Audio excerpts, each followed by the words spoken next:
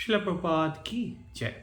तो हम लोग अपना प्रभुपाद लीलामृत कंटिन्यू करते हैं। तो हमने देखा कि कैसे प्रभुपाद जी नैरोबी से ब्रह्मानंद को लेकर आते हैं। उनका नैरोबी मिशन कंप्लीट होता है और ब्रह्मानंद प्रभुपाद जी के साथ आने को लिए मुंबई में रेडी हो जाते हैं। प्रभुपाद जी मुंबई में पहुंचते हैं। प्रभुपाद जी चाहते थे कि अभी जो उस मैनेजमेंट का रिस्पॉन्सिबिलिटीज़ है वो ज़्यादा से ज़्यादा जीबीसी सेक्रेटरीज जीबीसीज ले, जिससे कि प्रभुपाद जी समय दे पाएँ उनका ग्रंथ अनुवाद में, जिससे कि भक्तों के लिए और अधिक ग्रंथ वो लिख पाएँ। लेकिन जीबीसीज अभी भी उतने दक्ष नहीं हुए थे कि वो सारी रिस्पॉन्सिबिलिटीज़ ले पाएँ। प्रभुपाद जी को समय समय पर क्वेश्चन पूछते थे, ये कैसे होगा, ये कैसे होगा। प्रभुपाद जी बहुत ही धैर्य के साथ मदद करते, उनको बताते, और जहाँ कहीं भी उनको लगता है कि ज़रूरत है प्रभुपाद जी इन्वॉल्व होते। लेकिन प्रभुपाद जी चाहते थे कि उनका ये मैनेजमेंट का रिस्पॉन्सिबिलिटीज़ जीबीसीज हैंडल कर पाएँ, और जिससे कि प्रभुपाद जी ज़्यादा से ज़्यादा बुक को लिख पाएँ। इतना ही नहीं, मैनेजमेंट के अलावा प्रभुपाद जी को प्रतिदिन 20-30 लेटर्स को रिप्लाई करना पड़ता था। प्रभुपाद जी का उसमें भी बहुत ज़्यादा समय जाता था। प्रभुपाद जी बोलते थे कि ये लोग मेरे को लेटर क्यों लिख रहे हैं, आप जीबीसीज को, लोकल टेम्पल अथॉरिटीज़ को क्यों नहीं लिखते। तो श्याम सुंदर प्रभु उनके सेक्रेटरी बोलते हैं कि प्रभुपाद अभी भी जीबीसीज उतने ज़्यादा आंसर्स नहीं कर पाते। तो प्रभुपाद जी बोलते हैं मेरे पास जो कुछ भी था मैं सब कुछ दे दिया हूँ। If you do not know answer you find out in my books. अगर आपको कोई चीज़ नहीं पता है तो आपको मेरे बुक्स में से मिल जाएगा, बट आप प्रयास करिए कि आप इन चीज़ों का रिप्लाई करें। लेकिन फिर भी डिवोटीज प्रभुपाद जी को लेटर्स लिखते रहे, और प्रभुपाद जी उनको डिस्करेज ना करते हुए भी रिप्लाई करते थे।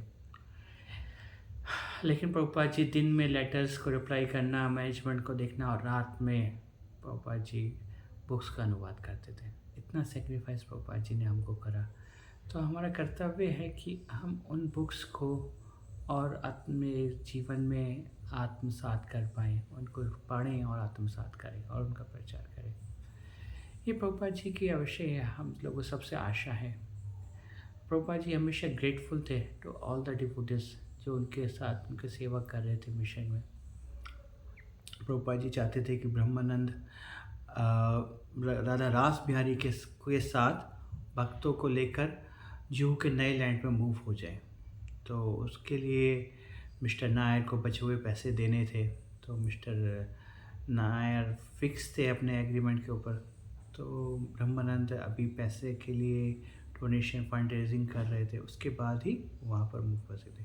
तो यहाँ पर प्रभुपाद जी बहुत सुंदर विजन देते हैं कि कैसे प्रभुपाद जी चाहते थे इस्कॉन की सोसाइटीज़ डेवलप हो। प्रभुपाद जी चाहते थे कि वर्ल्ड क्लास टेम्पल वहाँ पर निर्माण हो, जिसमें सुंदर इंटरनेशनल होटल रहे, लाइक हॉलिडे इन, जिसमें foreigner devotees, international devotees can travel and easily stay there happily. Prabhupada ji चाहते थे कि वहाँ पर हाउसिंग सोसाइटीज़ डेवलप हो and devotees can purchase home there, and all the professional and business people, devotees can stay together, keeping Krishna and temple as a center of their life, and they can send their children, वो अपने बच्चों को ISKCON के school में भेज सके।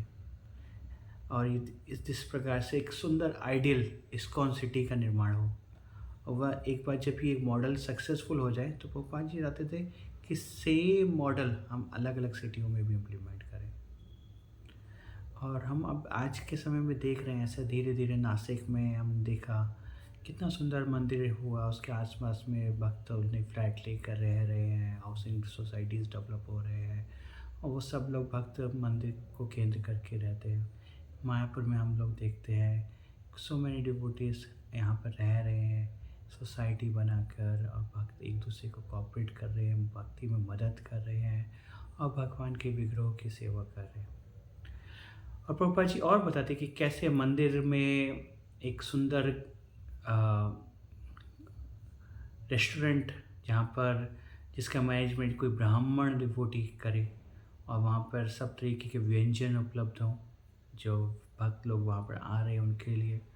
और प्रभुपाद जी चाहते थे राधा रास बिहारी को प्रतिदिन आई थिंक 56 भोगों का ऑफ़र हो और वो प्रसादम जो रेज़िडेंट डिवोटीज़ हैं एंड विज़िटर डिवोटीज़ उनमें डिस्ट्रीब्यूट किया जाए।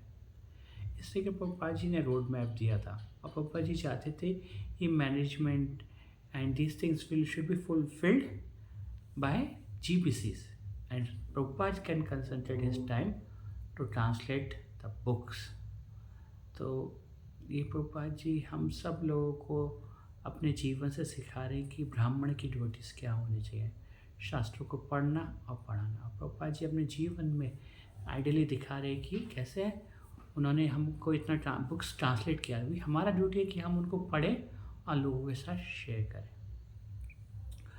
और प्रभुपाद जी अपने जीवन से सिखाते हैं कि कैसे जो गृहस्थ डिवोटीज़ हैं उनको ज़्यादा से ज़्यादा मैनेजमेंट की रिस्पॉन्सिबिलिटी लेनी चाहिए और सन्यासीस को प्रचार करने में अपने जीवन का अधिक से अधिक समय देना चाहिए। तो अभी प्रभुपाद जी यहाँ सर मद्रास जाएंगे, चेन्नई से कलकत्ता, मायापुर, वृंदावन। तो नेक्स्ट हम देखते हैं कि कैसे प्रभुपाद जी खूब सुंदर पंडाल प्रोग्राम चेन्नई में करेंगे और प्रभुपाद जी बोलेंगे कैसे साउथ में नेचुरल लोगों के अंदर भक्ति है भगवान के प्रति। तो सी यू लेटर। हरे कृष्ण। श्रील प्रभुपाद की जय।